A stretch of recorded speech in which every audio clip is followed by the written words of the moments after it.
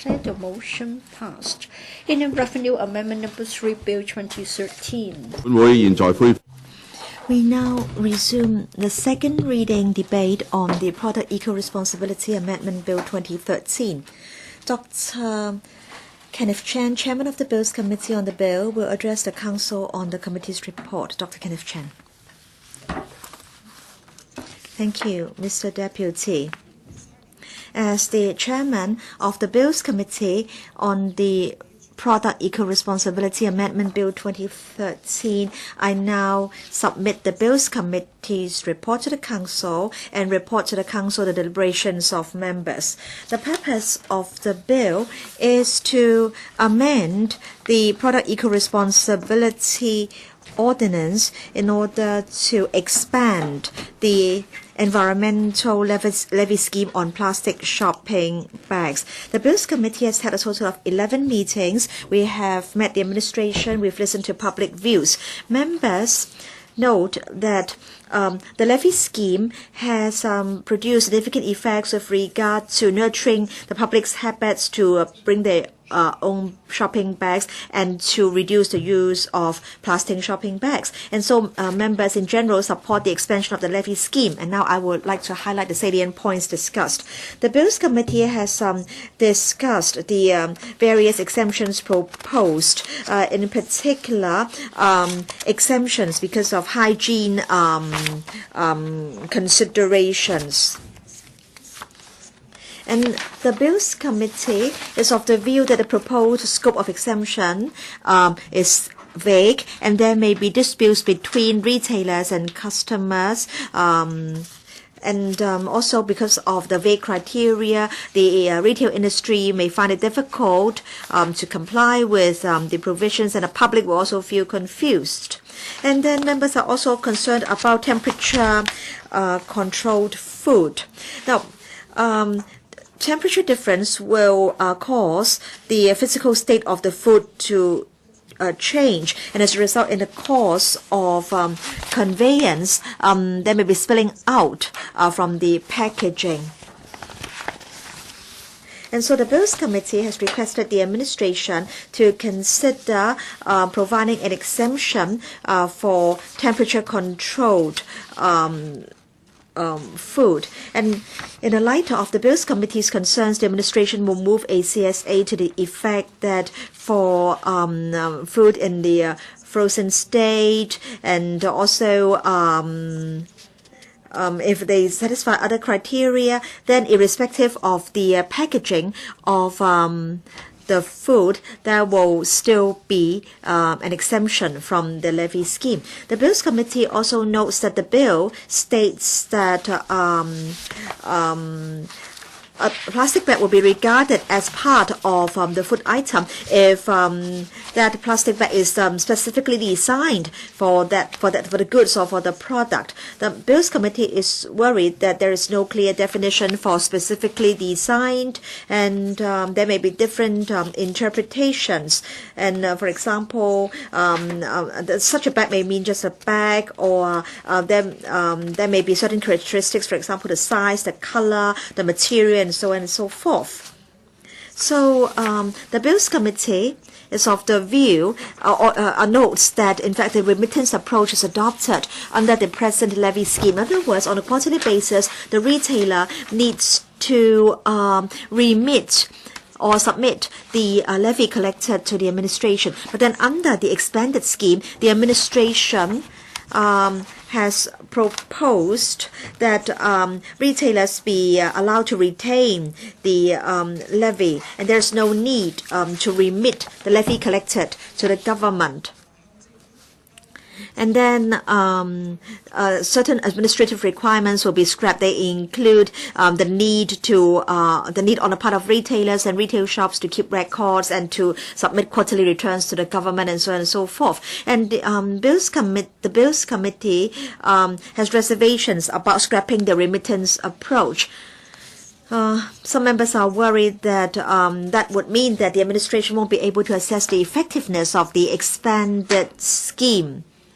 some members are of the view that a dual system should be adopted. In other words, major retailers or retail chains and retailers which have the capability to comply with the requirements should still be asked to adopt the remittance approach. And of course, the administration can use certain criteria to decide whether certain retailers should still adopt the remittance approach. But then there are some members who do not support the dual system or the dual approach. They are of the view that there shouldn't be differential treatment for different retailers.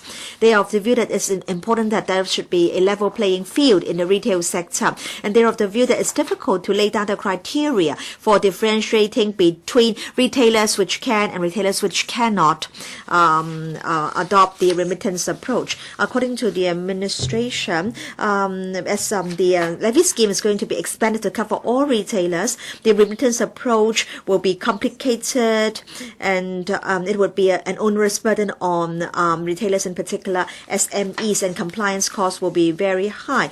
And at the moment, we do have the record keeping and the return filing requirement. This is mainly to protect government revenue. And so the administration is of the view that all retailers should be treated on an equal basis. This is an important principle, and also there will be difficulties in implementing a dual system. It will be difficult to define what is meant by a retail chain or a major retailer or a big retailer. And also even if a definition is strong, doesn't mean that all retailers coming within a definition have the ability to comply with the remittance approach. And in the light of the Bills Committee's concerns, the administration has already got the consent of the Hong Kong Retail Management Association to implement a voluntary reporting system or mechanism. The association will encourage registered retailers under the present scheme to provide annual figures of plastic bags issued to the association. The association is going to act as the single platform to collect and collate figures provided by retailers, and the association will provide the cumulative figures to the EPD, and the EPD will publish such figures on an annual basis. And the Bills Committee welcomes the association's voluntary measure, and it is hoped that the Retail Management Association can encourage more retailers to join the voluntary reporting mechanism so as to allow the administration to assess the effectiveness of the expanded scheme. Now, the Bills Committee notes that there are penalties provided for in the bill, and if there is an offense, then the penalty will be $2,000. In other words, a fixed penalty ticket will be issued to the retailer concerned. Members are of the view that to SMEs, $2,000 is an excessive amount, and they hope that the fine can be lowered. But according to the administration, a fine of $2,000 represents the present level under the present levy scheme. A fixed fine, or the fixed fine level reflects the severity of the offense itself, and it doesn't take into account whether that's affordable to the offender. And if the fine is too low, then there won't be enough deterrent effects. And the Bills Committee also notes that according to the administration's original proposal, the amended legislation will come into effect on a date to be gazetted by the Secretary for the Environment. But the latest proposal is that a specific commencement date will be incorporated into the bill, and that is 1st of April 2015. And so there will be two sets of CSAs to be proposed by the administration, detailing the commencement date and also the relevant transitional arrangements and also consequential amendments to the relevant regulations. The Bills Committee understands that this approach will accelerate legislative work, and as a result, the administration will have sufficient time to make arrangements and to carry out education and publicity, and the industry will have more time to prepare for the expanded scheme. And so apart from these amendments, the administration will also introduce amendments in the light of the passage of the new companies bill. And also, concerning the reference to Cap 32 in Clause 4 of the bill, the reference should now read Cap 622. The Bills Committee has agreed to support the administration's amendments. The Bills Committee will not move other amendments, and we also support the resumption of second reading today.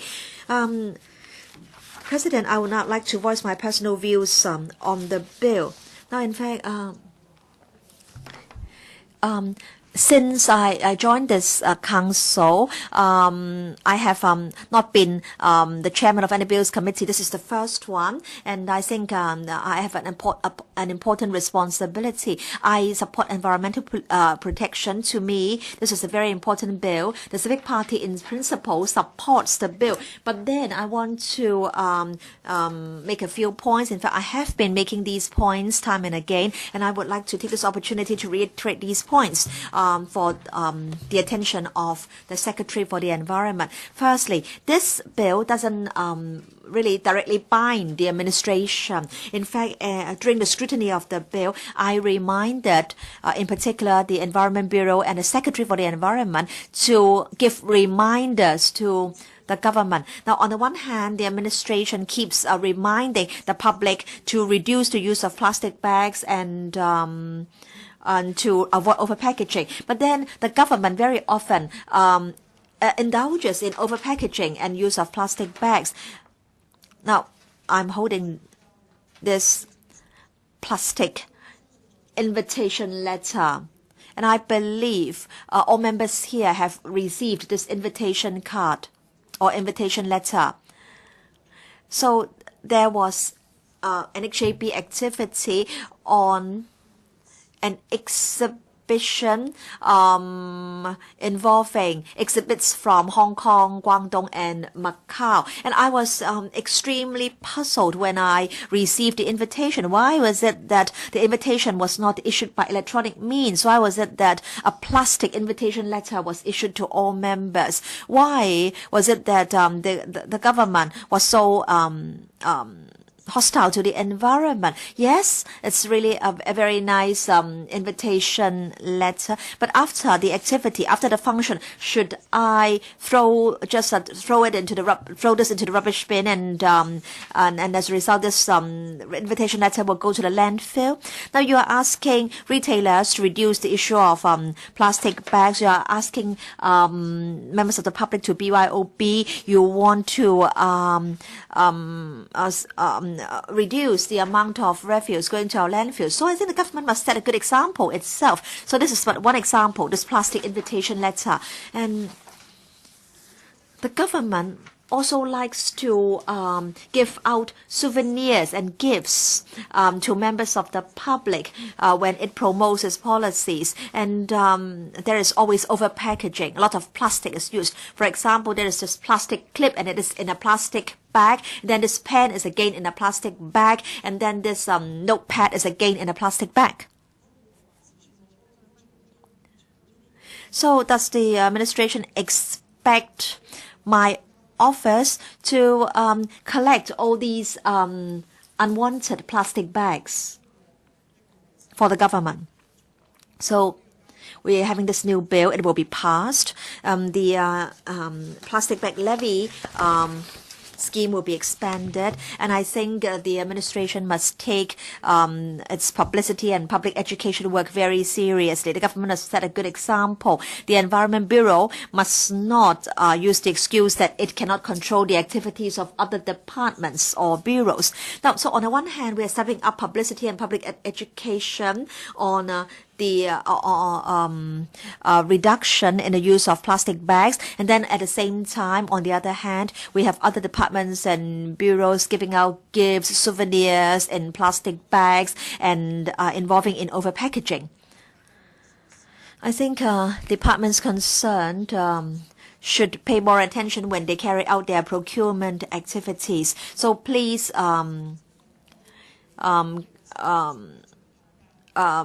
you give out these bags, shopping bags to members of the public, I don't think there should be a lamination.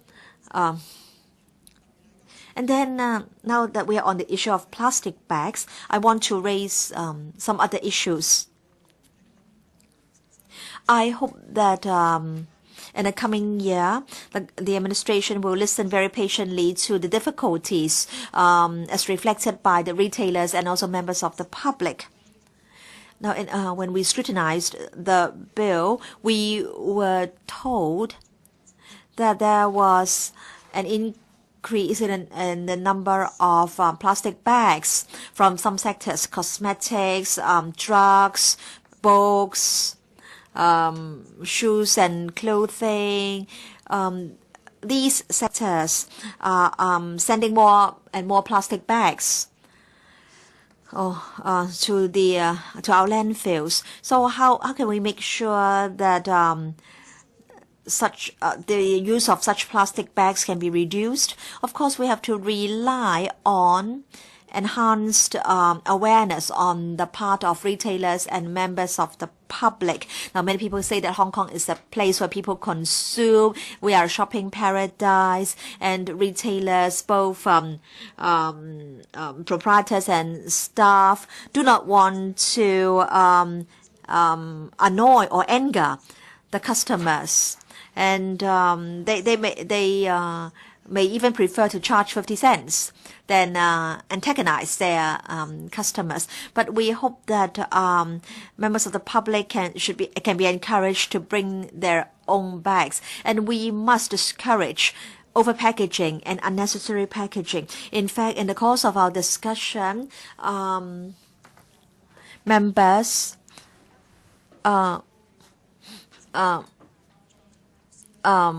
said that very often there was over-packaging. And then under what circumstances will an exemption be granted if there is a bag on top of or outside another one? So definitions must be clear, and also retailers and also manufacturers should be encouraged not to be involved in over-packaging. And then why is it that books are wrapped in plastic? And this is unnecessary. And also, such acts will not benefit the earth and will not benefit consumers. And so we must, before the 1st of April next year, step up publicity and public education. We have to make sure that the policy objectives can be achieved. And Mr. Deputy, let me also seize this opportunity to tell Mr. Wong this. In fact, this expanded levy scheme is but the second step. We're talking about the producer's responsibility scheme. So under phase 1, there is the remittance approach, and now we are passing the bill so that we can move on to phase 2. Now, in fact, the producer's responsibility scheme was mentioned in 2005 Municipal Solid Waste Framework, but for many measures, we haven't heard too much progress. For example, electric and electronic products. In 2010, when Mr. Edward Yao was the Secretary for the Environment, there was the consultation document on the Producer's Responsibility Scheme on WEEEs. And in fact, a report was made to the Environmental Affairs Panel on the consultation outcome. So what progress has been achieved? So in 2005, it was said that certain schemes would come into effect in 2007, and it's already 2014. So is it that we won't see the schemes till 2017? And then vehicle tires in the 2005 MSW management framework, it was said that it would be implemented in 2007. But now the administration is saying that it is still considering and studying whether these should be included in the producer responsibility scheme. So is it that you are now having second thoughts about this? Is it that you think there's no need to do anything? And then it was said that for packaging materials, it will be in 2008. And then batteries to be charged 2009 again, studying the matter to see whether they should be incorporated. And then glass bottles, when? Originally 2008. So there may be a delay of 7 to 9 years. Now why am I chasing after you, Mr. Wong, on the whereabouts of these various schemes? As I said right at the outset, I was greatly honored to have been elected chairman of the Bills Committee on this bill.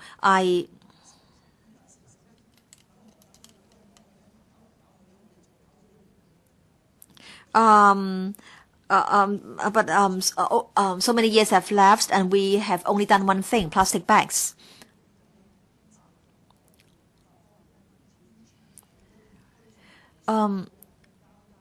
We can see that there are still lots of plastic bags disposed of at our landfills. So in fact, we haven't been doing a very good job. I think we haven't really instilled the right awareness about consumption and environmental protection among members of the public. So electrical stakeholders and the administration must work hand in hand. Now, we have been, in fact, this it has taken so much time to deal with the plastic bag issue, and then at the same time, the administration is not setting a good example. It is involved in overpackaging. It issues gifts, souvenirs, and so the public may feel discouraged. The government is not doing anything. And then WEEEs, vehicle tires, packaging materials, batteries, beverage containers. Where are they? And then the secretary is telling us that we need to extend the 3 landfills and we have to build a new incinerator. I think the secretary really needs to do more to convince the public to accept your proposal. And of course, you're also proposing MSW charging, and I think you need a systematic and coherent strategy to deal with the issue. So with these remarks, I want to say that the civic party supports the bill, and I hope that the administration can take members' criticisms, including my criticisms, very seriously, and please press ahead with other aspects under the product eco-responsibility system. I think we should all do our part in order to protect the environment. Thank you. Mr. Gary Fang,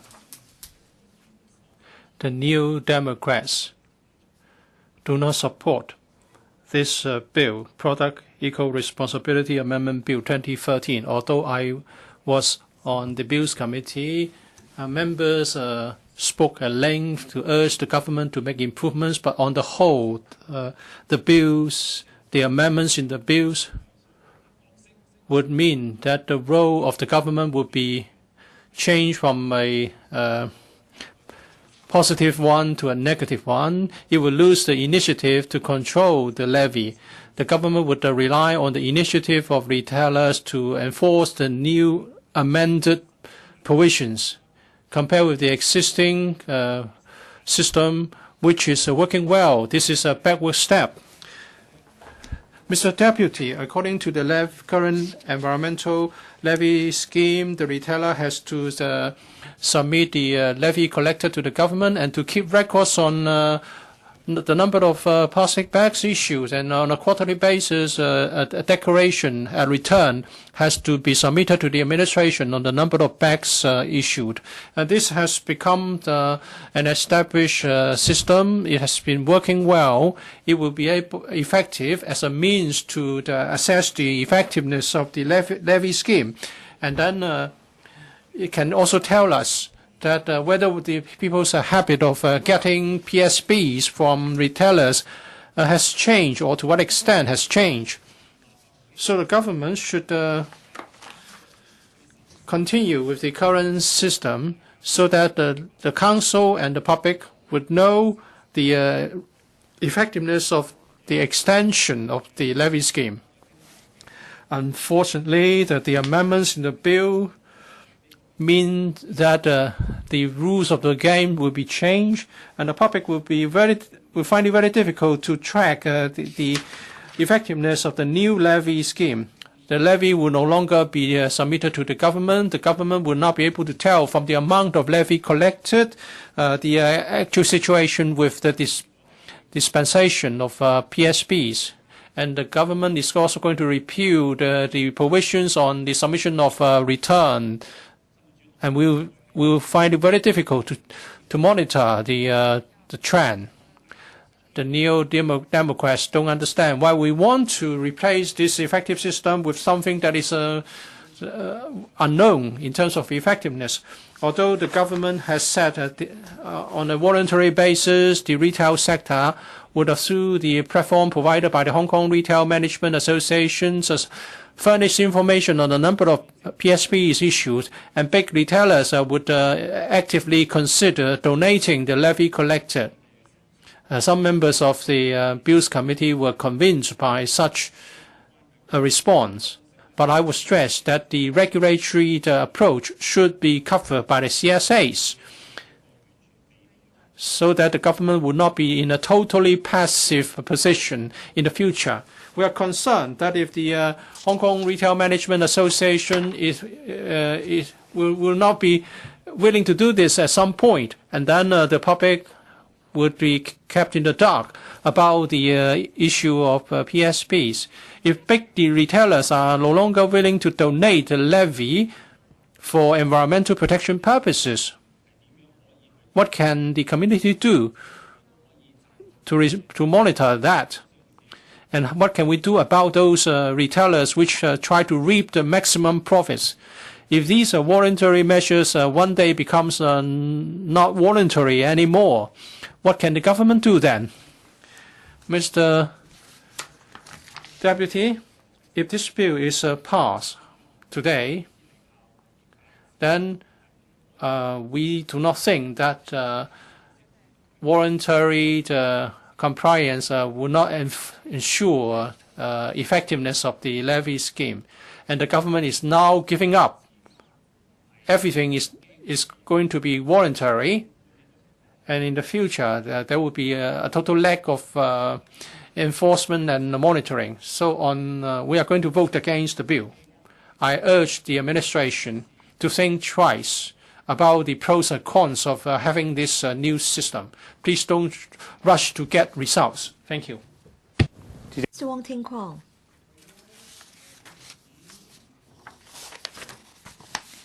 Mr. Deputy, now concerning the first stage of the environmental levy scheme on plastic shopping bags, according to the administration, the effects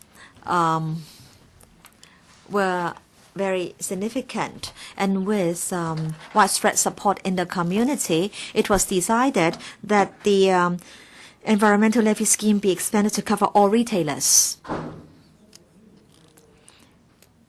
The administration hopes to, through the levy, discourage the excessive use of plastic bags on the part of members of the public. But then retailers may commit a criminal offense because of the 50-cent levy. In the Bills Committee on the bill, members voiced different views. And members from the business sector, including myself, were of the view that the bill would cause a lot of inconvenience and impact on the retail sector.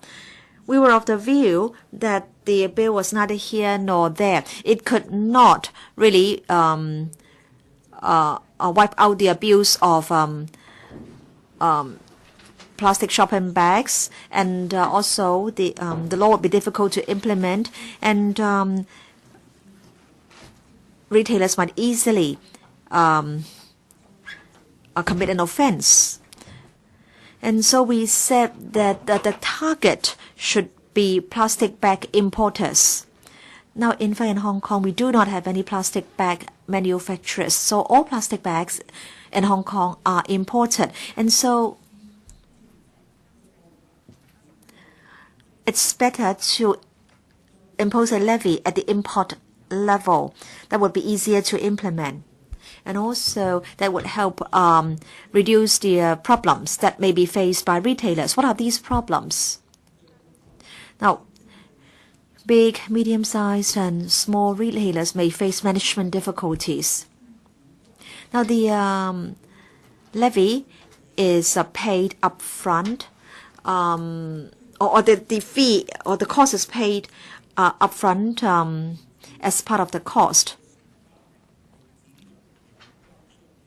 So in other words, the cost will be borne by the retailers. In fact, retailers should be able to decide whether to charge a levy.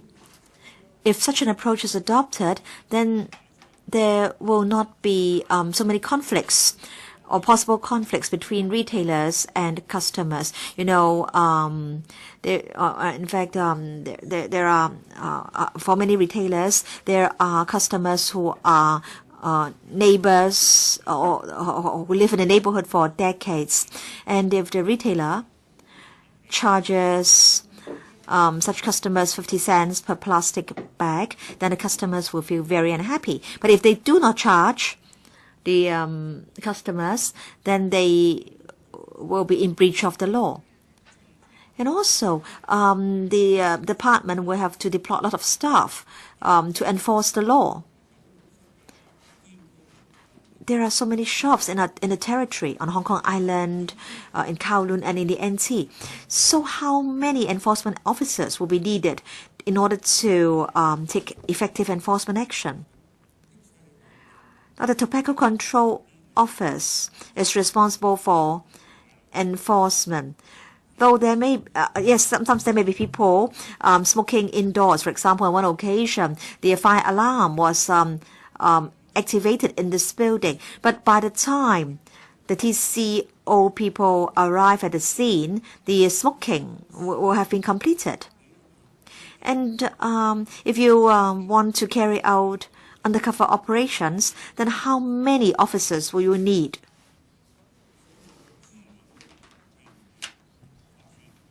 And is it really worth the while using such a lot of resources to take enforcement action?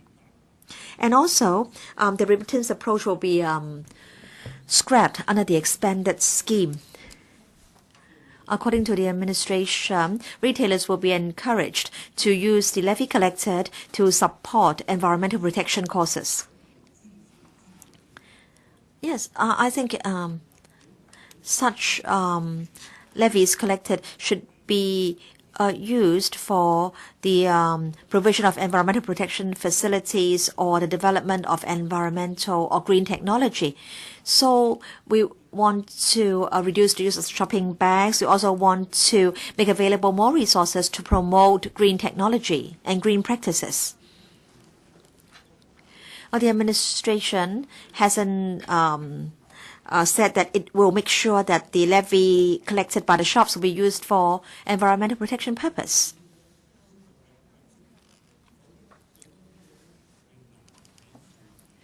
And I think it's the government's role in respect of promotion is very important, or the impact will be much lessened. And I want to say that my suggestion was not the mainstream view in the Bills Committee. Some members were of the view that the suggestion could not help reduce the use of shopping bags. But then I said very clearly that we also had to take into account the business, the need to provide a good business environment for the retailers. And then there is the foodstuff exemption, but then maybe there is already packaging. In other words, in the course of conveyance, something may spill out. So as to what conditions warrant an exemption, and we are worried that there will be disputes between the retailers and their customers, and there will be confusion. Now, if the plastic bag is specifically designed for the particular goods, then that would be regarded as forming part of the goods. But then the bill doesn't define what is meant by specifically designed for containing the goods. So the exemption or the criteria for the exemption are not clear. But then according to the administration, whether a bag can be or can come under the exemption depends on the actual circumstances. So we can well imagine that there will be problems in the implementation of the measures. Retailers, in particular small retailers, need to know all the details clearly, or else it will be very difficult for them to comply with the law. And then concerning individually wrapped biscuits or candies, should that bag for carrying these be exempted or not? Is such a bag be regarded as specifically designed? And is that bag regarded as part of the goods? I think there is a need for the administration to explain the exemption criteria very clearly to the retailers to avoid confusion and disputes. In fact, we can't rule out the possibility of inclusive pricing. In other words, the retailer may increase the price of the goods to include the price of the plastic bag. According to the administration, this inclusive pricing is a commercial behavior on the part of the retailers. The government cannot control such activities. The administration can only advise retailers to work out the best arrangements. I do not oppose the legislation in principle because I understand that the objective is to protect the environment. Achieving some progress is better than doing nothing at all and having no progress at all. But then this bill is far from being perfect. I want to urge the administration to understand this. Retailers are selling goods to customers. They are not selling dangerous drugs to their customers. And so they shouldn't be punished and they shouldn't be committing criminal offenses inadvertently. So I think there should be a grace period even after the year. And when fixed penalty tickets are issued to retailers, or before such tickets are issued, warnings should be given to the retailers first. And when warnings are given, explanations should also be given. And I understand that the scheme or the expanded scheme will come into effect about 1 year after the enactment of the legislation. And during this 1 year, there should be more education and publicity activities in order to prepare the retail sector for the measures. I don't know what publicity activities there will be in the coming year. I don't know what exactly the administration is going to do to help the retail sector. And I do not really know whether internal guidelines are being issued or have been prepared. And of course, there is a need to publicize the levy scheme to members of the public. We hope that disputes between the retailers and the customers can be minimized. And I also hope that the bill or the legislation can be implemented smoothly. Thank you. Mr. Kwok-wai. Thank you, Mr. Deputy. Since 2009, the administration has adopted the PLB levy scheme in phase to cover about 3,500 registered retail outlets, mainly targeting large chain supermarkets, convenience stores, healthcare and cosmetic products. The number of PSB disposed has drastically dropped from 650 million bags in 2009 to 150 million bags in 2012, a drop of 80%. So the effect has been very marked.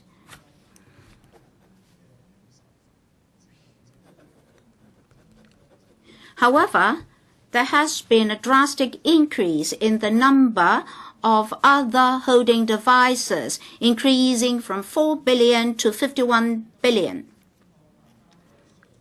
Therefore, the FTU is very concerned. The levy scheme is proposed to cover the whole retail sector.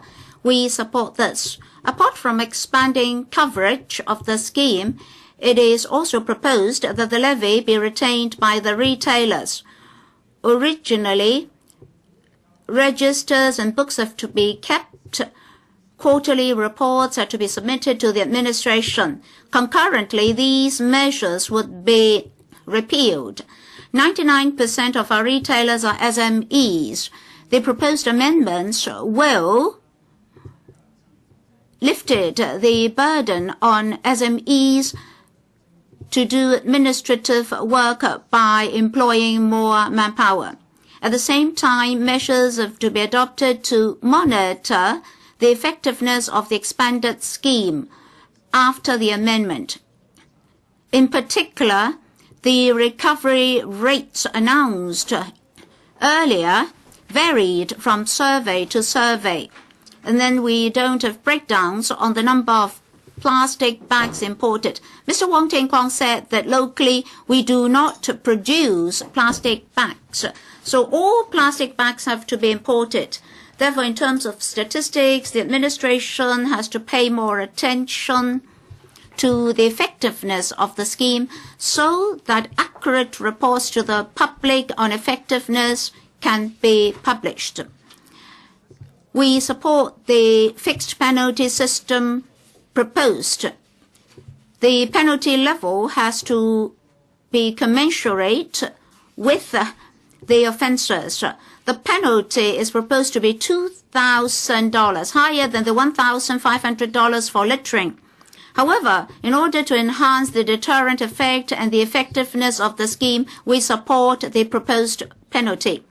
In the early stage, publicity and education have to be done well, particularly in the transitional period of 12 months. Even after the commencement of the amended law, in the initial period, the government should adopt a lenient approach so that more members of the public will sincerely participate in the scheme. As for the degree of law enforcement, as well as whether or not there's sufficient manpower for law enforcement, we are concerned. If because of lack of manpower, the frequency of detection operations and undercover operations might be hampered, then the expanded scheme will be tantamount to nothing. So we have to enhance human resources for the expanded scheme and work harder to reduce the number of plastic bags used. We have to note another point raised during our discussions. If employees are instructed by the employers to distribute plastic bags, where should the liability lie? For the employees, they're concerned about their jobs and their wages. At the meetings, we made it very clear that the liability should be placed on the employers so as to allay the doubts and worries of the employees. As regards the use of the levy collected, the FTU has always been in support of a dedicated fund on environmental protection policies. In the past, the levy collected by the government went to the Treasury. There's no dedicated fund for environmental protection. In this exercise, it is proposed that the levy be retained by retailers. In the Bills Committee, there was a heated debate on this. The FTU supports the government's proposal because to allow retailers to retain the levy would encourage retailers to reduce the number of plastic bags used. But whether or not retailers are really willing to use the levy collected for environmental uses is doubtful. So the government should actively promote the use of levy collected by retailers on environmental purposes. The 3,500 retailers should take the initiative to collaborate with green groups so as to plow back the funds for environmental protection. I understand that some retailers have already proposed that an environment fund be set up by using such levies to support the environmental efforts of NGOs. In the long run, the government should encourage retailers to proactively announce the whereabouts of the plastic bags and the uses of funds so as to allay public worries. We should greatly reduce the number of plastic bags used so as to reduce such bags disposed of at landfills and to rectify the public habit of using plastic bags. However, members of the public may have alternative means to combat the policy. For example, the plastic bags may be resold and the levy may not be put to good use. In stage 1, a lot of flat-top bags were produced as a result. Many or almost all supermarkets have converted to the use of flat-top bags. And then we got much more unwoven bags. In 2009, 9.88 million unwoven bags were dumped at our landfills, but in 2012, there were over 17 million disposed at our landfills. Legislative regulation on packaging is to be supported, and we should enhance publicity and education to reduce the public habit of using plastic bags. Under the expanded scheme, the scope of exemption may lead to public worries. But after the transitional period and through public education and publicity, concepts can be clarified. We now face an urgent problem with waste disposal. If we do not reduce waste, in the next 5 years, our 3 landfills will soon be saturated. In general, members of the public support the reinstatement of incinerators. Every day we generate 9,000 metric tons of municipal wastes. However, So we only get our first incinerator soonest by 2022.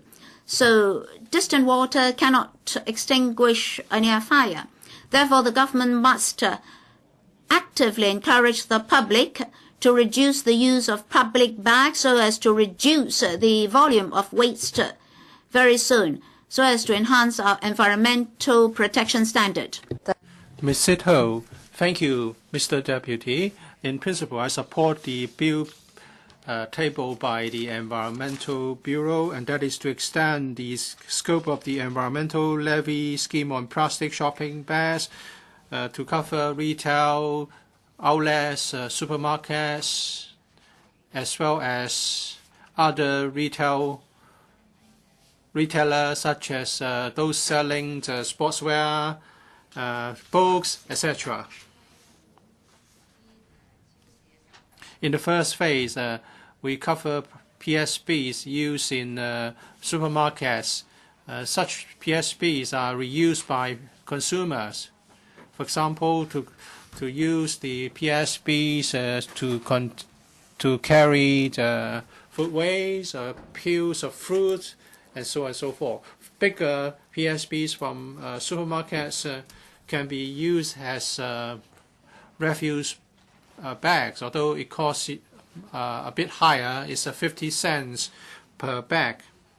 After the extension of the scheme, we will be able to cover any bag containing plastic material, including flat-top bags.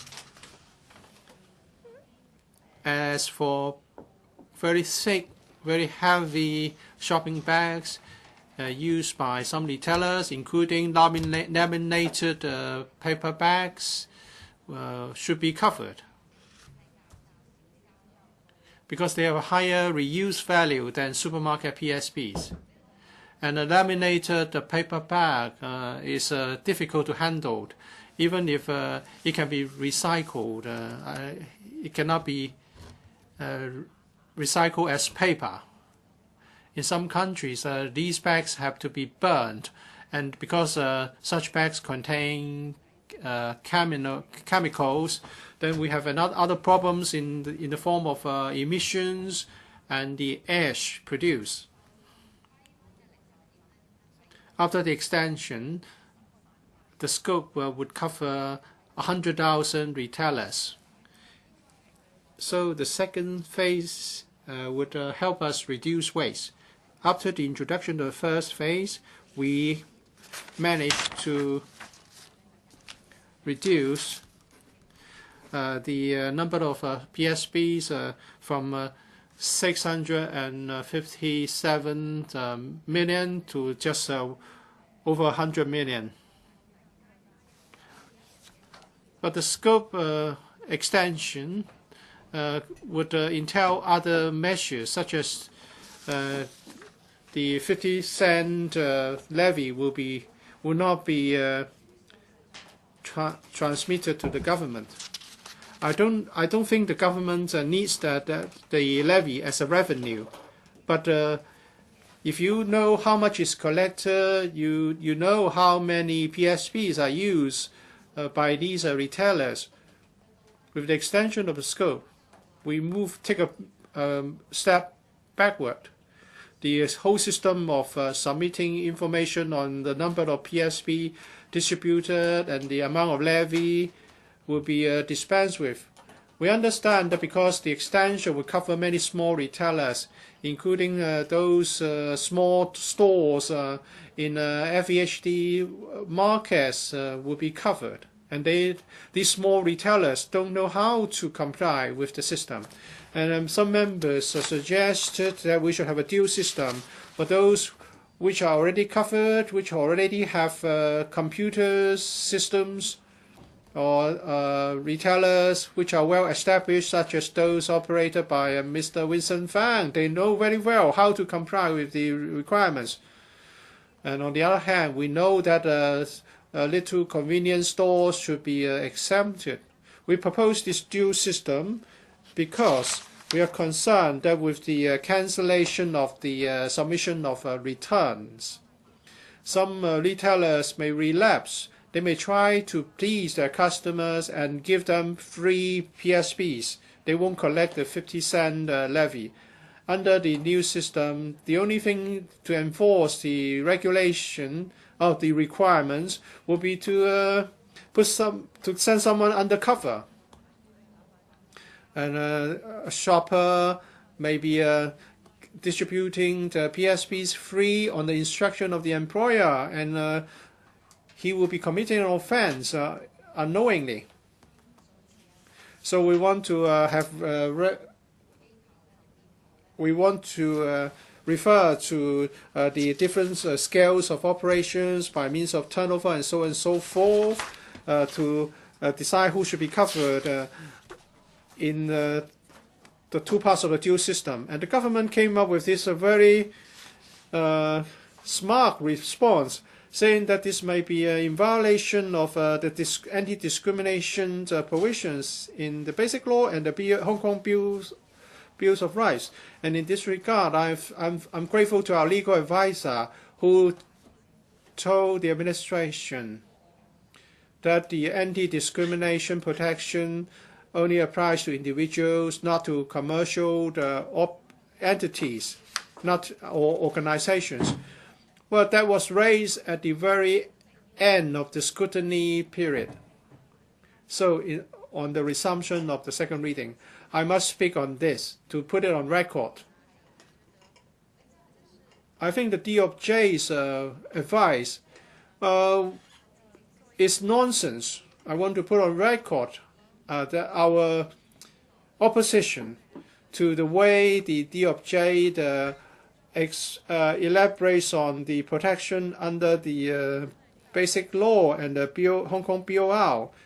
Well, if need be, I'll raise it with the Human Rights Commission of the UN so that you will be disgraced internationally. All in all, the Bills Committee did not agree with that wrong interpretation of the anti-discrimination provisions. We have done the best we can. Some members have proposed to move CSAs. Although we don't have the resources to come up with complicated CSAs, we are concerned about drafting problems, because if poorly drafted CSAs are passed, there may be confusions in the future in enforcement. And at last, the administration told us that an agreement had been reached with the Hong Kong Retail Management Association with a voluntary reporting system. We have to be very careful about this. But what is reassuring is that when we visited the refuse transfer stations in Sha Tin, we saw for ourselves how the numbers of PSPs are counted and how the drop from 657 million had dropped to 156 million. How could that be counted? Because of the sheer number involved. Well, actually, in the refuse transfer station, from time to time, a sample will be taken. The grassroots workers, these unsung heroes, are doing this on behalf of the public. They do this as an obnoxious duty. They would try to separate refuse, plastic bags from other refuse. And from that sample, a projection can be made to tell us how many PSPs have been dumped into our landfills. After the visit, we realized that the counting, the sampling process was credible, but then we knew that the number of bags recovered and recycled was wrong. We were told that under the framework that it was 48%, but actually it was 19% because we wrongly counted re-exports. So how many of those PSPs re-exported had to do with our counting, our calculation of recycling rate. Let me now turn to exemptions. Many packaging will be exempted. The drafting was not thoroughly thought through. There will be CSAs to be moved by the administration to the effect that if some foodstuff, there will be hygiene problems or leakage problems if there's no plastic container. So these will be exempted. Where during the scrutiny, we asked a question about temperature sensitive food items, such as butter. At 4 degrees Celsius is okay, but when you take it out from the refrigerator in the supermarket and you have to put it in your cart and you have to take it home and it will be melted before you return home. So we ask for exemption for such a temperature sensitive food items. So we were very imaginative. We talk about frozen confectionaries, ice cream and other things which may melt when temperature goes up. Members from different backgrounds sat together and scrutinized the bill, and we were able to be more comprehensive in the consideration. Although the time taken was longer, the results were much better. Mr. Deputy,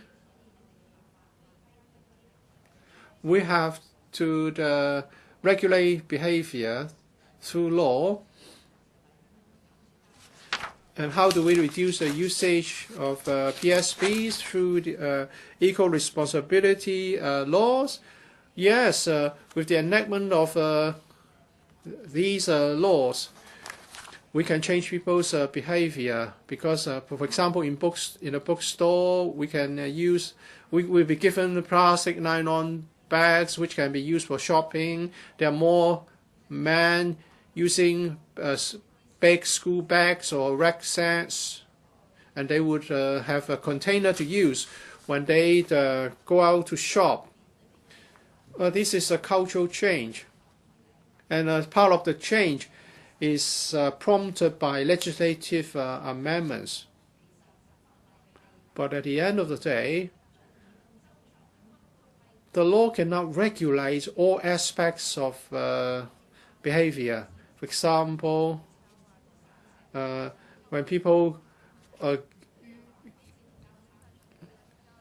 package a bunch of flowers, you use a lot of paper and plastic. How can you regulate this by law? So apart from the law, we must do more publicity and encourage cultural change.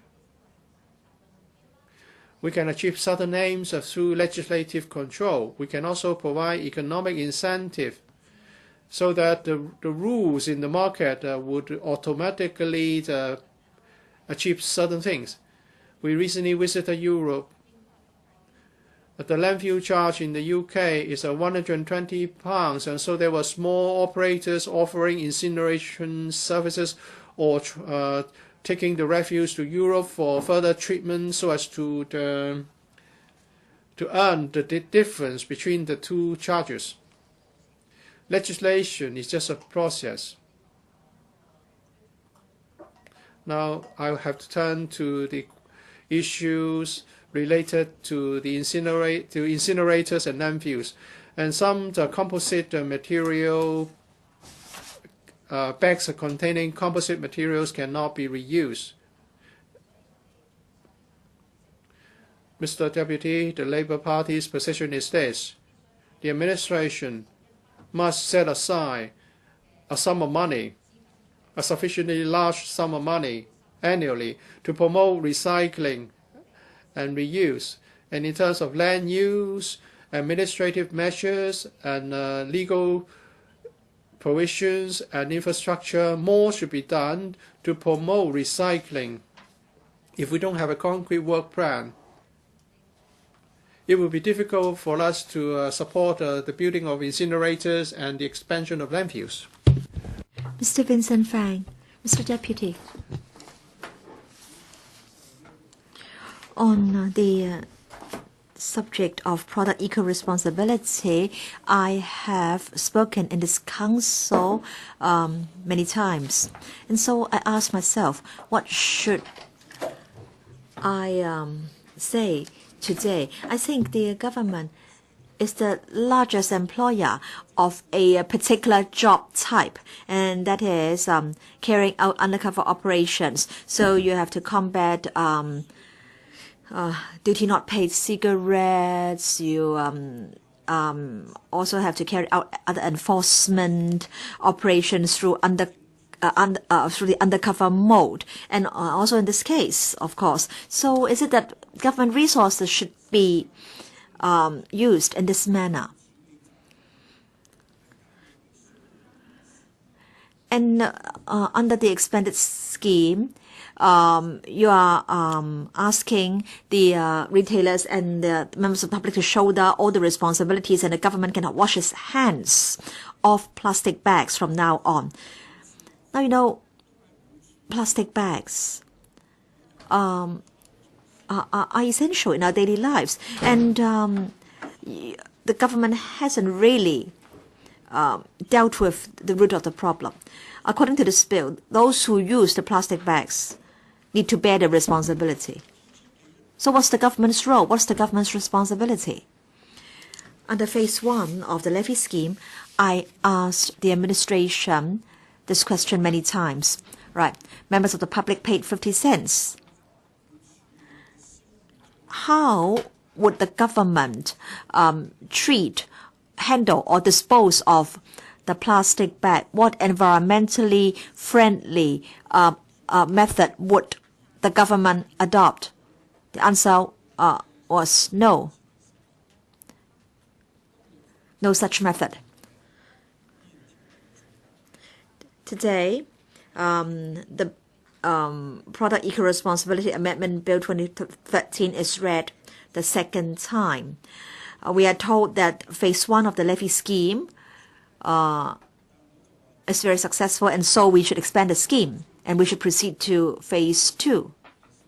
But I want to say that the government has failed in its policy to impose a levy in order to minimize the use of plastic shopping bags. Now you want to wash your hands off this matter, so you have this scheme which is neither here nor there. Retailers, or rather, it was said that previously retail chains issued 700 million plastic bags a year, and now the number is 150 million. But in fact, before phase 1 was implemented, retailers already said that the figure of 700 million was an exaggerated figure. And now the government is trying to tell us that phase 1 is very successful. But in fact, according to the plastic shopping bag counting survey at landfills, the number of plastic bags issued by supermarkets and retail chains has dropped. But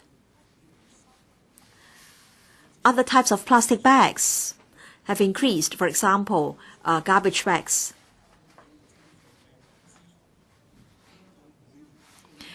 And the quantity of imported plastic bag products has increased since the launching of phase 1 of the levy scheme. So without the plastic shopping bags, people need to rely on bigger plastic bags, the black plastic bags, and sometimes customers are given woven bags. So I think the administration doesn't want people to say that it's not doing anything. And so when other places have such legislation, we also need to have such legislation. And the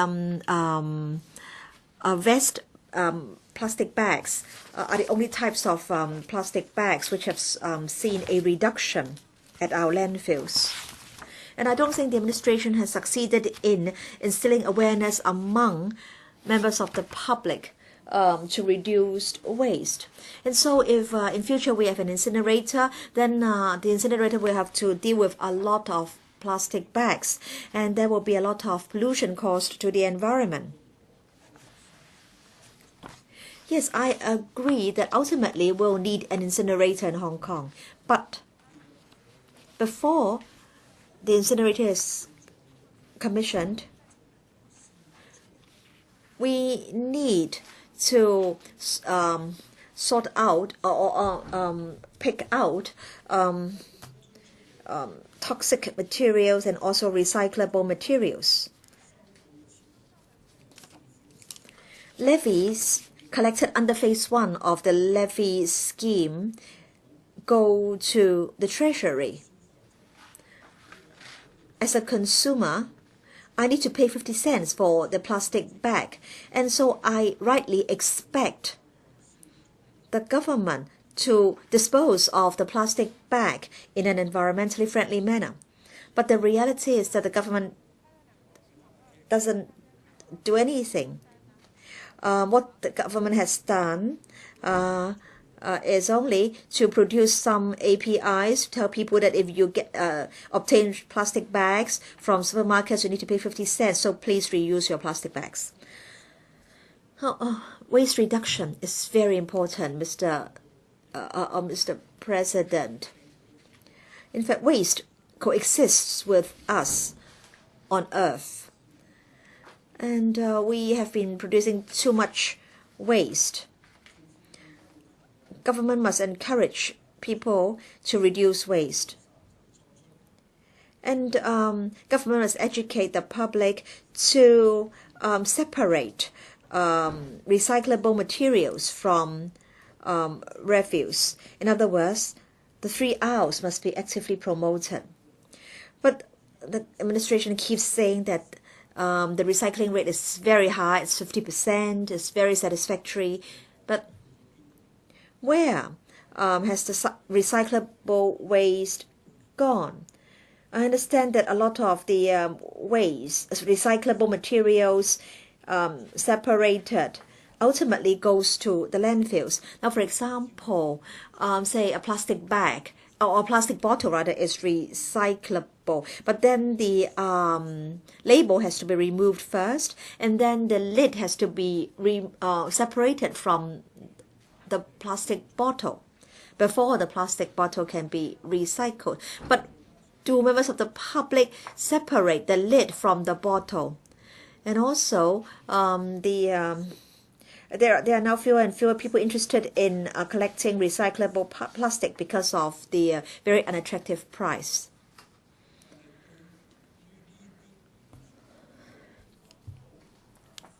I want to say that this piece of legislation cannot help us reduce waste and protect the environment. And so I will not support the bill simply because it carries an environmental protection label. I oppose the Product Eco-Responsibility Amendment Bill 2013. I oppose the resumption of second reading. The reason is that we should not be expanding an unsuccessful scheme, an unsuccessful piece of legislation. The legislation has failed to foster a sense of environmental awareness among members of the public. And what is more, the remittance approach is scrapped under the present bill. According to the administration, the rationale is not to increase the administrative costs of SMEs. In fact, in the Bills Committee, many members pointed out that the scrapping of the remittance approach would mean that retailers will be able to make more profit. And the Bureau is now advocating MSW charging. And in future, people will need to buy prepaid refuse bags. And at that time, will this shopping bag levy be scrapped. If not, that would mean double levy. And if we also take into account rates, that would mean triple levy. So I think government must do more in respect of public education. You should educate the public on the need to reduce waste. You should instill correct attitudes among members of the public, for example, how to recycle and reuse plastic bottles. And also, government must support the development of the recycling industries in Hong Kong. And support should be given to the plastic recycling industry. Or only biodegradable plastic bags can be allowed in Hong Kong. I oppose this bill, but I support the amendments proposed or to be proposed by the administration. These CSAs can help to reduce the nuisance caused to the public. I will speak again during committee stage. Thank you. Mr. Wu Chi-wai. Thank you, Mr. President.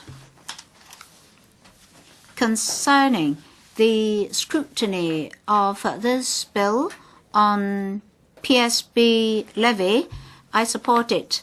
Previously, 50 cents would be collected from the consumer who receives a PSB. These days, most members of the public carry a PSB with them for the sake of saving 50 cents. That is the result of the last scrutiny exercise. We have to work harder on environmental protection and waste recovery. We have to reduce wastes. Therefore, punitive fees should be considered. Besides, we should further consider how we should encourage members of the public to do more recycling and reuse of wastes. That's why last time the bill was enacted. But at present, we can only handle the PSBs distributed by supermarkets. In this exercise, we'd like to expand the scheme such that all retailers would be put under statutory pressure to reduce the distribution of PSBs.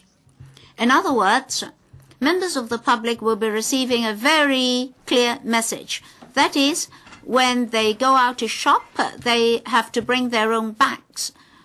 Maybe not PSBs, but other reusable devices. That is, under all circumstances, they should bring their own shopping bags.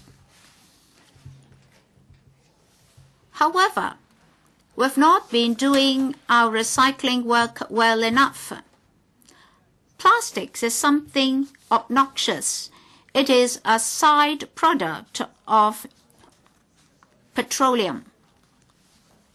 In fact, plastics can be recycled and reused infinitely.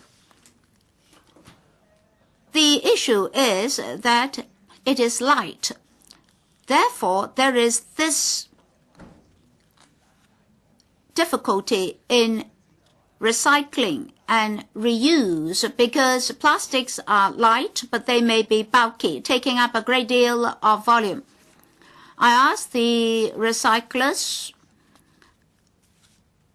that is, at the price of $1 per catty, then for ordinary plastic drink bottles or other shampoo bottles, they may give you $2,000 per kilogram. The biggest difference lies in the difference between plastics and aluminum. 10 kilograms of aluminum cans can be crushed and then sold. However, it may take 50 plastic bags to form 1 kilogram of weight. So how can members of the public bring such a huge quantity of plastic bags with them to the recyclers for a fee?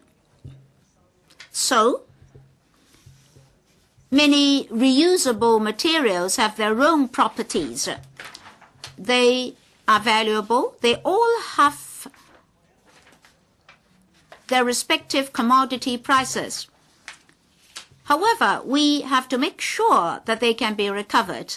So recovery is important. Mr. Vincent Fang mentioned the 3-colored bins. Earlier, we had a tendering exercise on these bins. In the last tendering exercise, we learned that the recycler collected the plastics and then sold them to another party who then dumped the materials as wastes in landfills.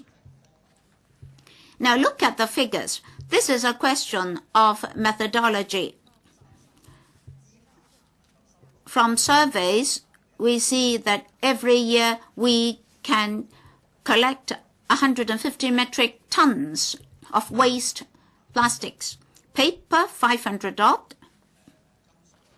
Metals, very few in quantities, because almost all metals have been picked up by the elderly ladies, so none of them. Newspapers were also picked because they're valuable. Plastic bags, not too expensive. The contract cost $12 million for 2 years. Just think about this. How much resources have been used to recover small quantities of plastics? So this is in itself a problem. We say we would like to do education. The 3-colored bins are for educational purposes as well. I agree. At the moment, we have many pieces of legislation to attain the same purpose. In the whole process, we can see that if you can make something valuable and expensive, people will come along to collect them. Metals, paper are examples. In future, plastic bags should also head towards that direction. Should we adopt the same concept for plastic bags and plastic bags? Are there methods to encourage the public to hand over such plastics to interim stations for crushing of plastic bags so as to reduce the recovery cost? Then plastic bottles will have a price. We can apply the same concept to other materials like food wastes. They can fetch money. I understand that some recyclers found it very difficult to collect food wastes because logistically they don't have an economic system to collect food wastes. So we have to make our logistic systems helpful to the recycling trade. If we can do so, many things that are considered worthless can become worthy. Well, very often we say that we should not suppress the recycling market. Now, I want to say that the government should play a role in this recycling market. That is, to do something in terms of logistics. I don't mean you have to send vehicles to collect the wastes, but there must be a system to allow people to hand over the wastes to the recyclers.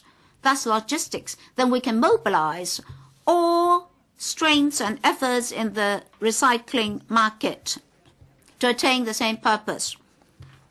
Secretary, I support your amendment bill. At the same time, I have to tell you, if the government does not change its way of thinking, the government will be using very costly methods to collect and recover wastes.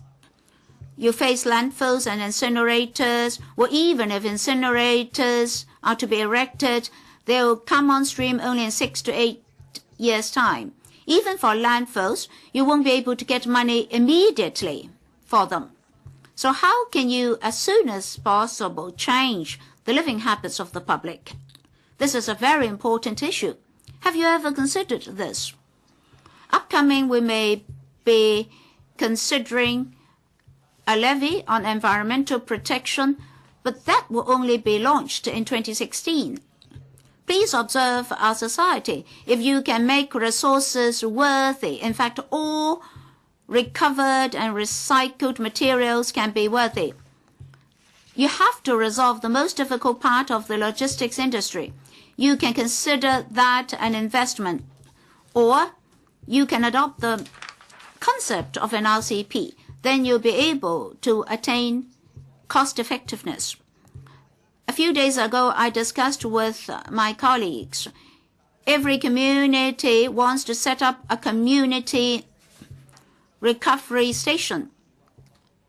But many people consider such stations disturbing, a nuisance. I ask, must that be so miserable, whether you like it or not, in society with many refuse collection points? As a government, you cannot allow waste collection to be done by two departments. You cannot say that, oh, people can dump their garbage here, so long as nobody disturbs me, it will be okay. And then the Environment Bureau is scratching its head to find solutions for handling waste disposed. So one department is responsible for collection and disposal, another one responsible for resolving the wastes dumped. Well, the buck may be passed from one department to another, thus affecting the overall roles and functions of the government in waste disposal. Last time when we held a public hearing, the FEHD workers' representatives came to say that according to our laws in RCPs, the workers cannot segregate the wastes. We asked why. Well, that originated from a piece of legislation enacted 20 years ago that had not been updated with time. So, product eco-responsibility has to be borne by me as a user, so as I have to pay 50 cents. At the same time, among government departments, they're still using an outdated piece of legislation to handle an outdated problem. Where does the responsibility lie? Will you say to us, give us some faith, we must expand the landfills, which will be the only solution? There's no way out. Can you effect a breakthrough so that you can break through a bottleneck in environmental protection? Can we have a government, well, the government-financed productivity line is also suffering. Well, ask those operating in the eco-park. They are crying. 5 metric tons of products to be produced by the productivity line. They cannot just rely on your 3-colored bins. For the whole year, 120 metric tons, 0.3 metric tons per day. So how can that support a productivity line? If they have a logistics collection vehicle to collect plastics, it's still not feasible. They have to pay for the workers. The problem is the result of the government's fear about allegation of government business collusion. So, benefits have been passed to the recyclers. They are using your landfills to dump plastics. So, Secretary, while I support this amendment bill, I'd like to urge you to go back and think thoroughly about this. When you embark on this path, you should review the tools used by the government and the role of the government. Should the government not enhance its effort in this regard? And among departments, there should be coordination and collaboration, such that refuse collection and waste management will not come under separate departments and bureaus. If you go to a public housing estate, the refuse collection point will be a natural recovery point, and on the streets, the RCPs will also become a natural waste collection and recycling establishment.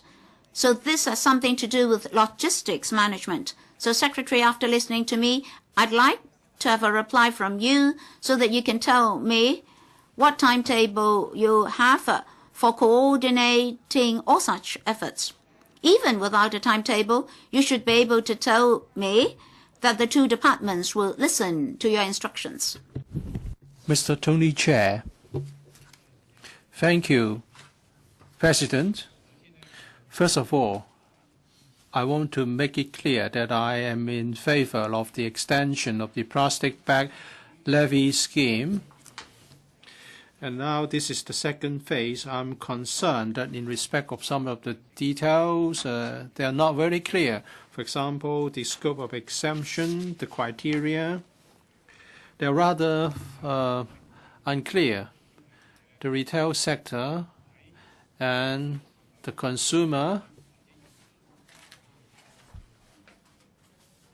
may have doubts as to when the levy is payable. There may be confusions or disagreements or confusions. And the bill is unclear in certain respects. The administration should, before extending the scope of the scheme, come up with measures to clearly explain what they are. We have to avoid a situation that problems may arise after the extension of the scope.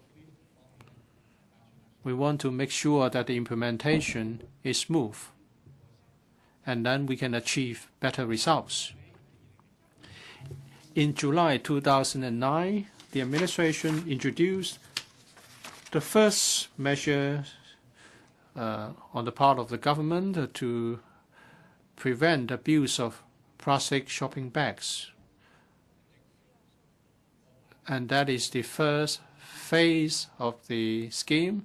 Some 3,500 registered retailers were covered, and the number of PSBs dropped from 657 million in 2009 to 156 million in 2012.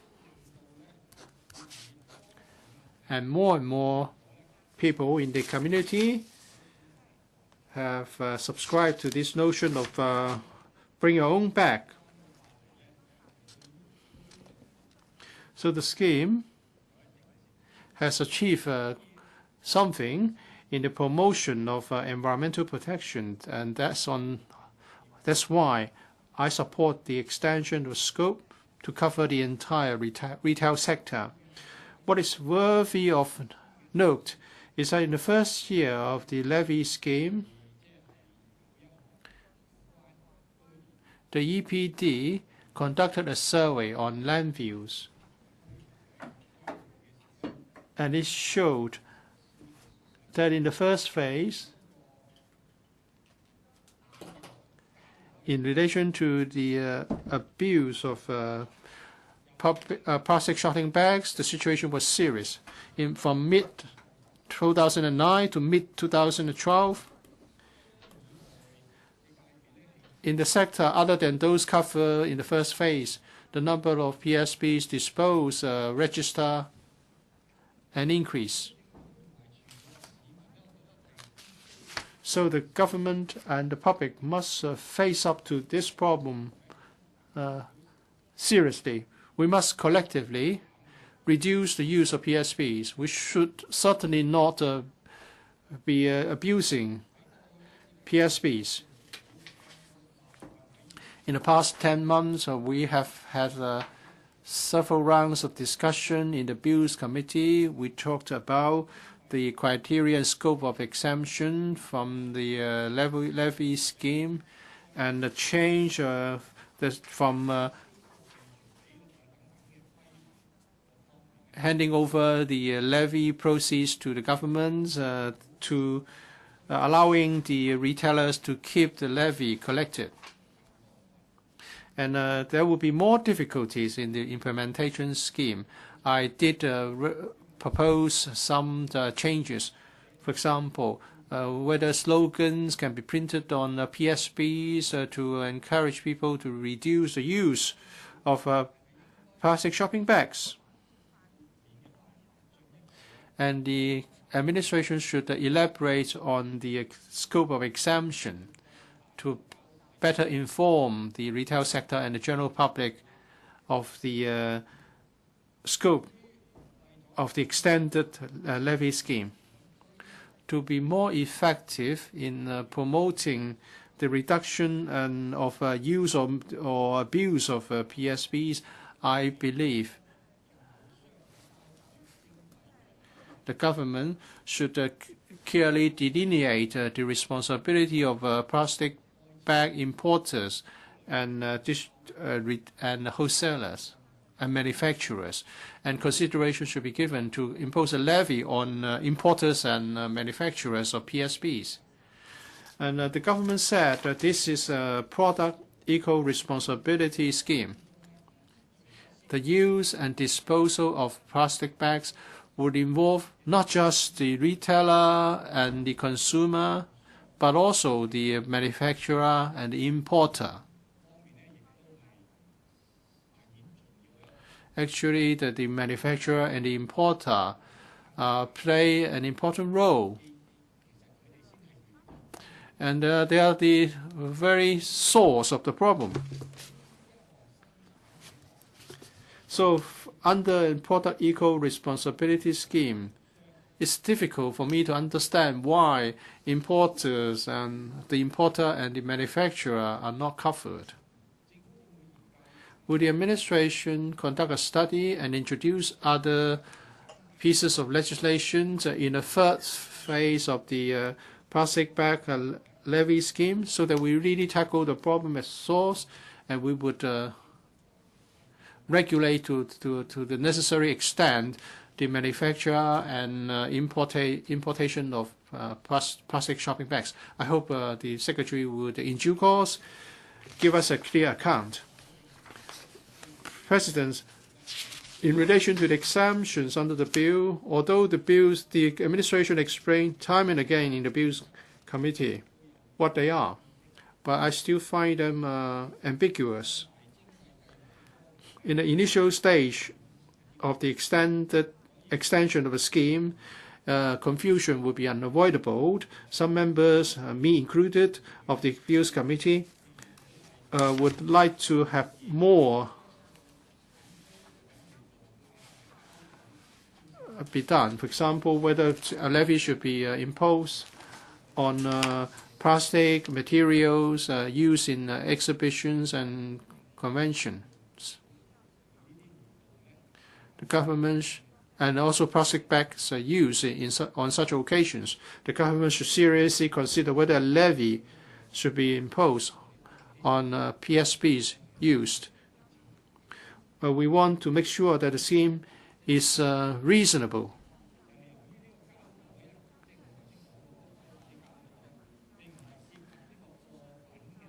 But the administration was of the view that the PSBs distributed on those occasions do not involve the sale of anything. We are disappointed by the administration's response. The administration should seriously conduct a study into whether PSBs are misused or abused during those activities.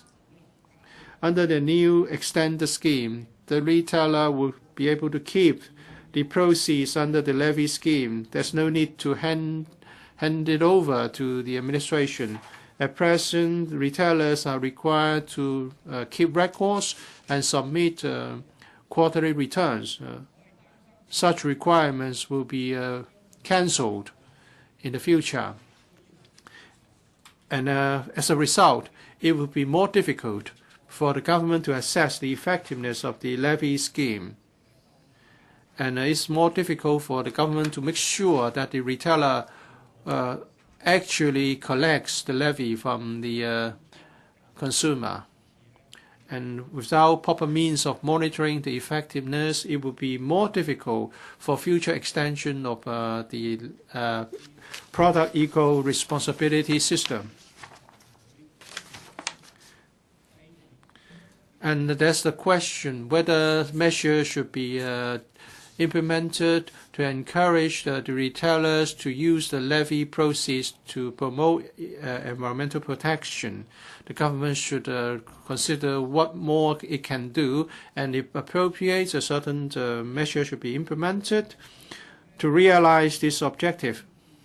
President, although there are ambiguities in the bill, but on the whole, I would say that I support the extension of the environmental levy scheme on PSBs.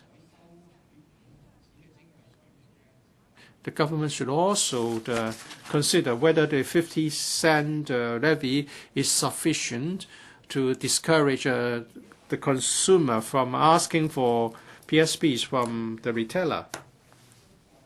And also whether the levy is a sufficiently good incentive for the retailer not to distribute the PSBs to the consumer. The government should take different measures to discourage the use of PSBs. What is even more important is to inform the public, to educate the public about the adverse impacts on the environment posed by PSBs. We need to nurture behavioral change through such public education efforts. Is even more important than imposing a levy. So I hope the administration would do more in public education and publicity. It shouldn't just rely on the law and relax in other aspects. Mr. Gary Chen. Thank you, President. President, I speak in support of the Product Eco-Responsibility Amendment Bill 2013. President,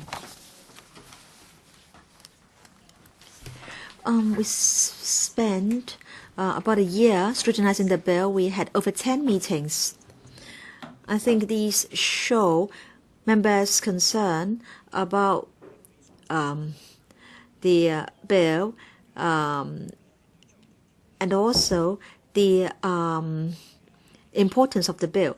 Members have put forward many views and suggestions on the bill. And I think it's important that a proper balance be struck between the interests of businessmen and also environmental protection. Now, since September or since the implementation of stage 1 of the levy scheme in July 2009, the number of plastic shopping bags issued has dropped. Now people do bring their own bags, and some people say that if they haven't brought along their own plastic bags, they will not buy anything from the supermarket. And I think they're not only concerned about the need to pay 50 cents. They are, I think, they now are truly convicted that they really need to bring along their own plastic bags. And so I think the government has already successfully educated the public on the need to reduce the use of plastic shopping bags. And I support the expansion of the scheme to cover all retailers. But then when phase 1 was, or after phase 1 had been implemented, we saw the distribution of large numbers of woven bags to members of the public. And also, we've seen an increase in the amount of packaging materials used. These will affect the environment. These will increase the pressure on our landfills. And so, after the scheme has been expanded, we should monitor any increase in the use of other types of packaging materials. And the government should, as soon as possible, start a discussion and enact legislation on a levy for packaging materials. We do not want to see more refuse produced with the expansion or extension of the environmental levy scheme. But of course, exemptions are needed in some cases. For example, wet goods and also exemptions because of food hygiene considerations. As you know, plastic bags can be used for many purposes, and sometimes there may be disputes between retailers and customers over the issuing of plastic shopping bags. But I hope that these so-called side effects will not affect the implementation of the overall policy. And we hope that the legislative intent can really be achieved. Now, this extended scheme is going to cover 100,000 retail outlets. Under Phase 1, only 3,500 retail outlets are covered. And so the government must step up education for frontline retail staff in order that Phase 2 can be smoothly launched. In the Bills Committee, one of the main controversies was whether to keep the remittance approach and whether the administrative requirements should remain. In fact, it's a good idea to have the levies collected remitted to the government. That would help the government get an idea as to how many plastic bags are being issued by retail outlets. And the government can also put the levies received in a dedicated fund to promote recycling industries or other green industries. And so I think the levies collected should be used to subsidize and promote green industries. As I've said just now, about 100,000 retail outlets will be covered under the extended scheme. But most of them are small and medium-sized retailers. And I'm worried that these retail outlets may not be able to cope with the additional administrative work. And so that's why I said there's a need to strike a balance between environmental protection on the one hand and also the demands of the business sector on the other. Now, in fact, the purpose of the levy is not to charge the 50 cents. The purpose of the levy is to increase the environmental awareness of members of the public. So even if retailers are to pocket the levies collected, we still hope that retailers can donate the levies collected to some worthy environmental causes. Then concerning keeping of records, reporting, I hope that SMEs can try their best to do this. I think the government, the public, as well as the business sector all have a role to play to promote environmental protection. And I think environmental protection is the common goal of all parties. The government would welcome more data from the retailers to assess the number of plastic bags issued. So I think it's important that the government should communicate more with the retail sector. And in the year before the launching of the new scheme, government should communicate with the retailers, understand their difficulties and challenges, and government can also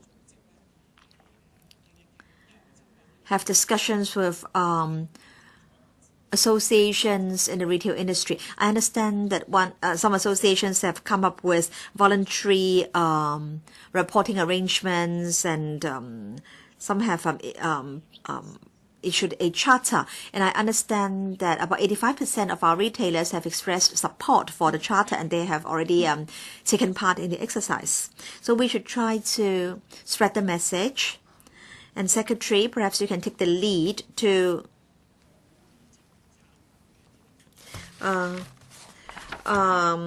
ask registered retailers to share their experience with other retailers. That will help to increase people's confidence in the second phase and can also bring about better effects for the second phase.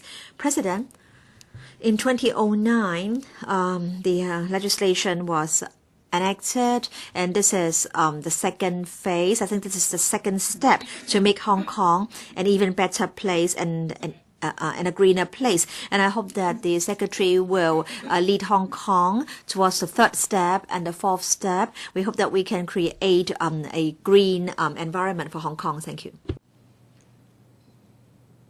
Does any other member wish to speak? If not, I'll ask the Secretary for Environment to reply. Secretary for the Environment. Mr. President, the administration introduced the Product Eco-Responsibility Amendment Bill 2013 to this Council to extend the Environmental Levy Scheme on Plastic Shopping Bags, PSB Levy Scheme,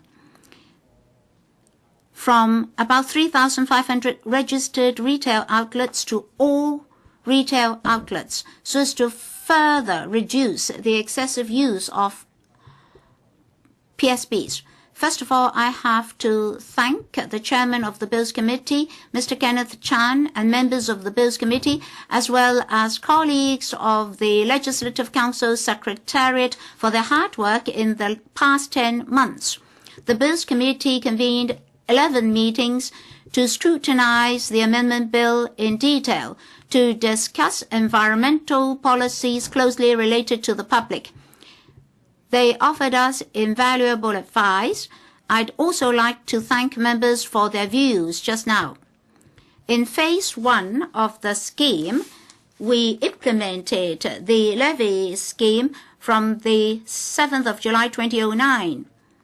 In phase 1, we launched the first PSB levy scheme, under which each PSB is charged 50 cents so as to reduce the use of PSBs by consumers. In the first phase, the major targets were large chain supermarkets, convenience stores, and healthcare and cosmetic products. About 3,500 retail outlets are involved up to this moment. Since the implementation of the scheme, as members said, the result has been satisfactory. According to the Environmental Protection Department, EDP, regulated retail outlets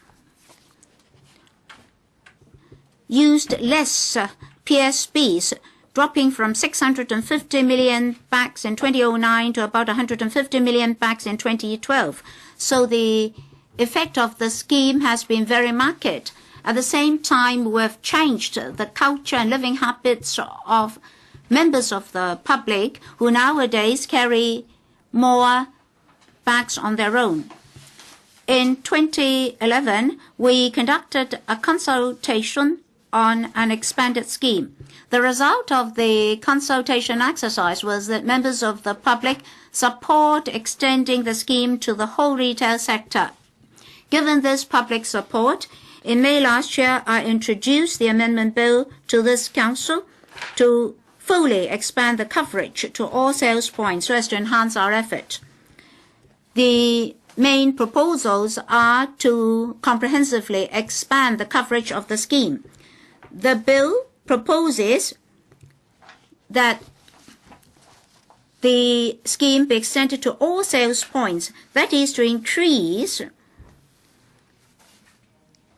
the 3,500 odd retail outlets at the moment to the whole retail sector. Apart from certain exempted cases, no more PSBs could be obtained by members of the public in future. Otherwise, each bag will be charged 50 cents. And then, according to the compliance approach, the present remittance approach will be changed to a retention approach. In order to reduce the compliance costs of retailers, in phase 1, the levies had to be remitted to the government. In this extended scheme, we would allow the retailers to retain the levies. That is, the compliance practice in phase 1 would not be maintained.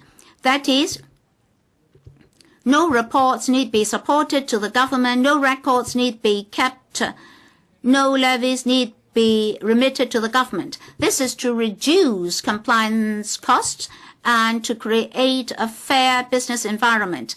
This is to simplify the compliance regime and to reduce the burdens on SMEs. So this is very important. There are exemptions provided in the bill. We're concerned about the living habits and hygiene practices of members of the public. It's provided in the bill that food, drinks, and medicine not properly packaged or frozen or chilled food in future can still use plastic bags. The Bills Committee discussed in detail all the exemption details and have offered us invaluable advice. Wherein, when possible, members of the public should be encouraged to bring their own bags. At the same time, the bill shouldn't become a nuisance to the public. Therefore, for plastic bags used for not properly packaged food, drinks, and medicine, or frozen and chilled food, or certain healthcare products, exemptions are provided. CSAs will be moved to clarify the exemption criteria. However, in terms of operations at the retail level, there may be difficulties. So some members would like to impose an import tax. But we have to understand that the scheme does not aim at increasing the revenue for the Treasury. We'd like to nurture green habits among members of the public so that they'll bring their own bags. Through the implementation in phase 1, this has proved to be effective. An import tax can reduce administrative costs, but will not be able to attain our original targets. So while expanding the levy scheme, we would like to stick to the present approach of collecting the fee at the retail level, while simplifying the reporting system. We would also like to monitor the effectiveness of the scheme. To successfully extend the levy scheme, the most important point is to reinforce the public habit of bringing their own bags, so we'll enhance public education and publicity. We'd also propose a fixed penalty system to enhance the deterrent effect. As in the past, the EPD will target non-compliance behavior and enforce the law.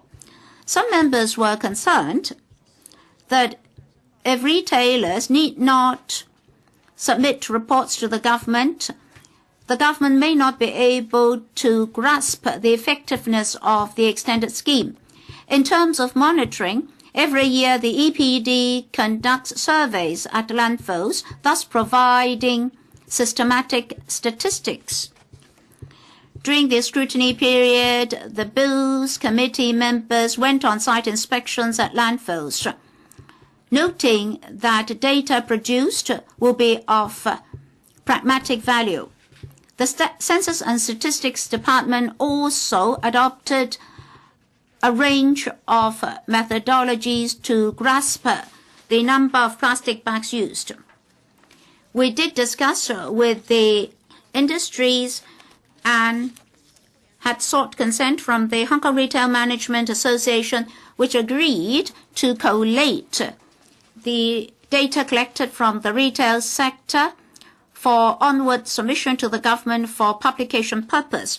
That has addressed members' concerns about statistics.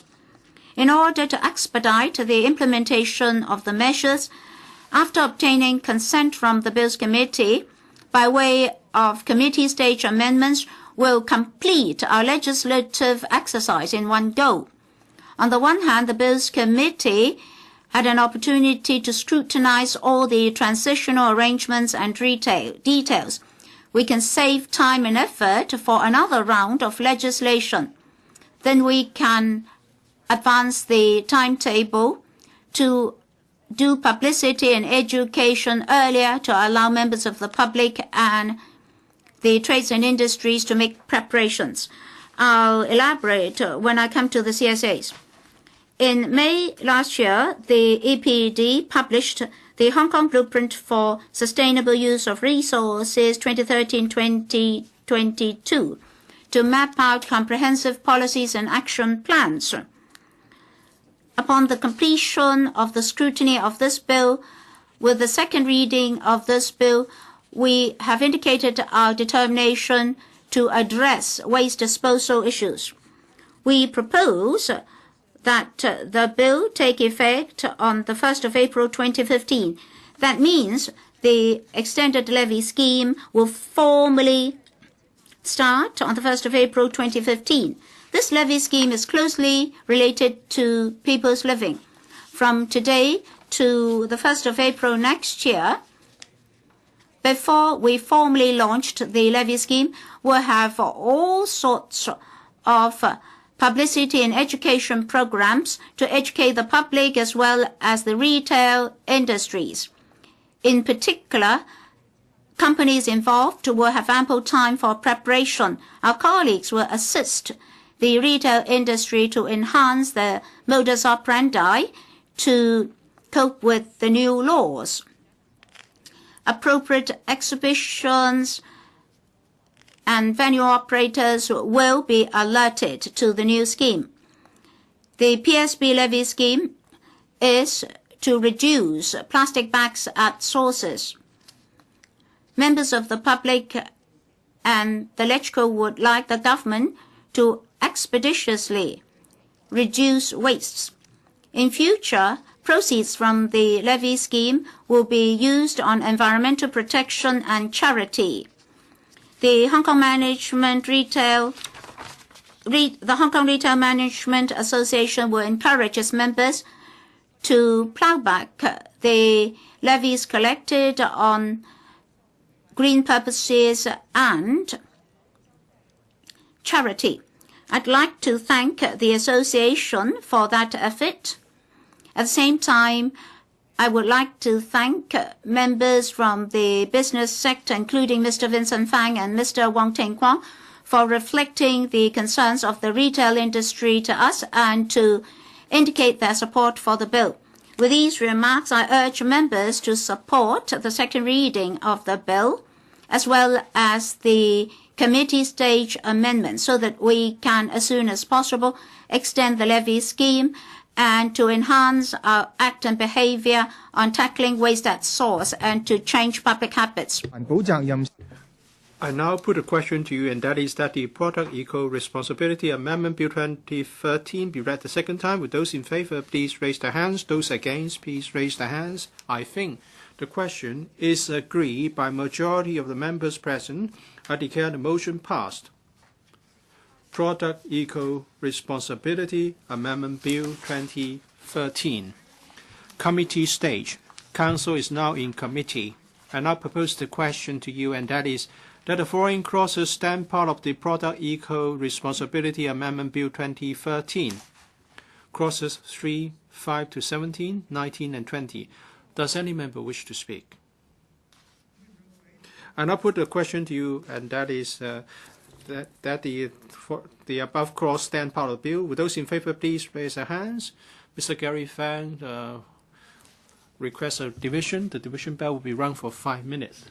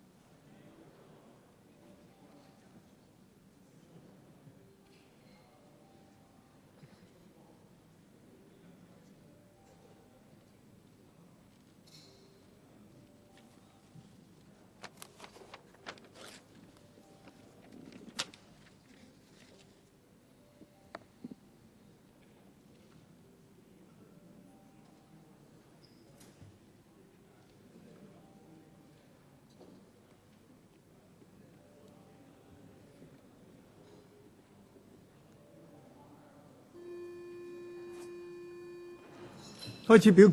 Voting begins.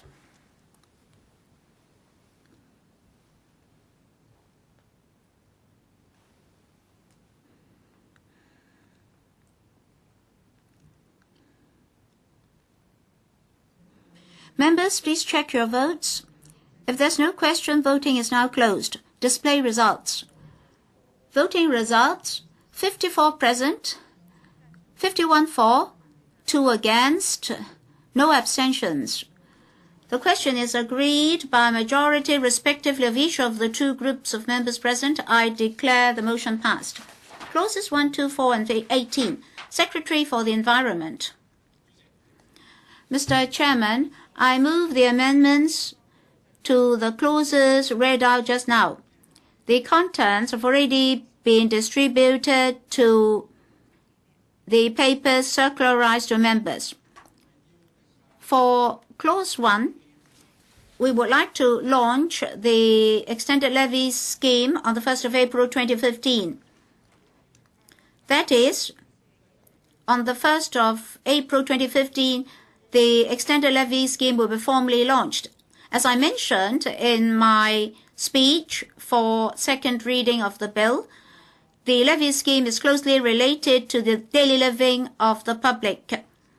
The levy scheme will send a clear message to the trades and industries and map out very clear targets and objectives. The government will start public education and publicity programs such that the catering and retail industries will make good preparation for the scheme. By formulating a commencement date now, we'll be able to make amendments and preparations for transitionals and savings. I'll elaborate when I come to the relevant amendments. As for Clause 18 on the clarification of the definition of not contained in airtight packaging, we would like to set a reasonable coverage for the proposal. We agree to the clarified definition such that it can be easily understood to suit the daily living habits of members of the public for easier implementation.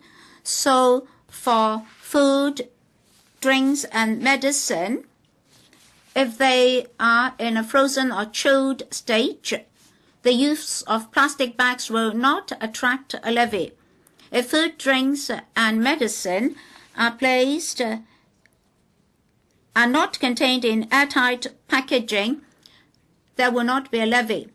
The other clauses involve only technical amendments. The Bills Committee has scrutinized them in detail and has expressed support for them. I urge members to support the amendments. Does any member wish to speak? If not, I now put the question to you, and that is that the amendments moved by the Secretary for the Environment be passed. Will those in favor please raise their hands? Those against, please raise their hands. I think the question is agreed by a majority of the members present. I declare the amendments passed. Clauses 1, 2, 4, and 18 as amended. I now put the question to you, and that is that clauses 1, 2, 4, and 18 as amended stand part of the bill. Will those in favor please raise their hands? Those against, please raise their hands. I think the question is agreed by a majority of the members present. I declare the motion passed. New heading before Clause 1, Part 1 Preliminary. New heading before Clause 2, Part 2 Amendments to Product Eco-Responsibility Ordinance. New Clause 16A, Part 3, Division 6 added. New Clause 21, Schedule 5 added. New heading to new part before Clause 22, Part 3, Amendments to Product Eco-Responsibility Plastic Shopping Bags Regulation. New Clause 22, Product Eco-Responsibility Plastic Shop Bags Regulation amended. New Clause 23, Section 2 amended, Interpretation. New Clause 24, Parts 2 to 5 repealed. New Clause 25, Part 6 and Schedule added. Secretary for the Environment. Chairman, I move the second reading of new headings before clauses 1 and 2, clauses 16a and 21, heading to new part before clause 22, and clauses 22 to 25. The contents of the amendments have already been set out in the document circularized to members. The purpose of these amendments is to cover those legislative provisions originally meant for Phase 2, including the transitionals and savings provisions. We propose that through these amendments, the relevant amendments can be handled so that the whole legislative exercise can be completed in one go. Then at this stage, we can formulate a commencement date for the bill, that is the 1st of April 2015, so that we can, as early as possible, do publicity and education among members of the public and trades and industries. That is to expedite the implementation of the bill. The Bills Committee has scrutinized the amendments and has expressed its support. I urge members to support the amendment. And I propose a question to you, and that is the new headings before clauses 1 and 2, clauses 16a and 21, heading to new part before clause 22, and clauses 22 to 25 be read the second time. Does any member wish to speak? If not, I now call upon the Secretary. I now put the question to you, and that is that will those in favor please raise their hands? Those against, please raise their hands. I think the question is agreed by a majority of the members present. I declare the motion passed. New headings before clauses 1 and 2, new clauses 16a and 21, new heading to new part before clause 22, and new clauses 22 to 25. Secretary for the Environment. Chairman, I move that new headings before clauses 1 and 2, clauses 16a and 21, heading to new part before clause 22, and clauses 22 to 25 be added to the bill. And I'll propose the question to you, and that is that new headings before clauses 1 and 2, clauses 16a and 21, heading to new part before clause 22, and clauses 22 to 25 be added to the bill. And I'll put the question to you as stated. Will those in favor please raise their hands? Those against, please raise their hands. I think the question is agreed by a majority of the members present. I declare the motion passed. Council now resumes. Third reading, Product Eco-Responsibility Amendment Bill 2013. Secretary for the Environment. President, the Product Eco-Responsibility Amendment Bill 2013 has passed through the committee stage with amendments. I move that this bill be read the third time and do pass. Thank you, President. I now propose the question to you, and that is that the Product Eco-Responsibility Amendment Bill 2013 be read the third time and do pass. Does any member wish to speak? And I'll put the question to you as stated. Will those in favor please raise their hands? Those against, please raise their hands. I think the question is agreed by a majority of the members present. I declare the motion passed. Product Eco-Responsibility Amendment Bill 2013. 議案根據釋義及通則條例就修 Motions propose resolution under the Interpretation General Clauses Ordinance to amend the Road Traffic Construction and Maintenance of Vehicles Amendment Regulation 2014. Members who wish to speak on the motion will please press the Request to Speak button.